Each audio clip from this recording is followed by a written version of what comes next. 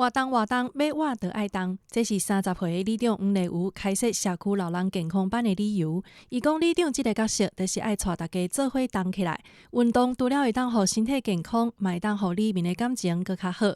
没有帮忙他们，请他们出来运动的话，他们可能就会待在家里，那可能就没有地方去。对，那出来运动可以跟好朋友们这样子讲讲话、散散心，做一些其他事情。我觉得这样对他们的身心都是有益的。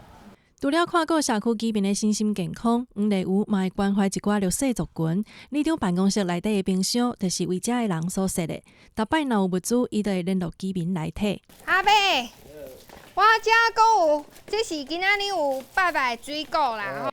伫社区出事大汉，搁再付出回馈伫乡里。黄丽茹讲，这就是伊的心愿。毋过，少年女性有时拄着一寡较土性的老大人，需要真侪时间去互相理解甲体谅。今年的选举，伊会延续这份热情，为社区骨力拍拼。对于土地的记忆，还有土地的这个感情，是就算离开了，你还会想要再回来这个地方。因为这就是你的家。2号黄丽，加油加油加油！耶！同款用心爱护家己的家园，也搁有即个新庄区中泰里的里长候选人黄丽英，本身有咧做公益，这回投入里长的选战，就是希望将手头的资源发挥伫家乡，互遮的老厝边会当在地安居、在地学习。那我觉得服务里民。跟我在服务全国各地的弱势，我觉得它的基本的元素是一样的，所以心态也是一样的。只是我能够把更多的资源跟能量放进来我们的里民这边。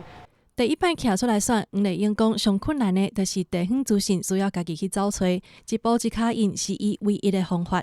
虽然体力无一定比得过查甫人，毋过伊讲女性上大的优势就是亲切甲友路。女性的本身她是比较温柔的，她是比较有母性的这一块。我觉得她在基本的相处上，她本身就有比较多的一个胜算，就是她会比较跟选民之间的亲和力很自然就拉近了。根据中选会统计，2018年全台湾公益竞选的比例是32.74%，今年是39.1%，比英国更较悬。平均落来，有将近40%的村里长候选人免投票就当选，影响民主的发展。台湾妇女团体全国联合会今年培训31个村里长候选人，包括黄丽茹甲黄丽英在内，希望会当拍破这个局势，让在地新人行出来，开创社区的新气象，嘛改变社会对女性角色的看法。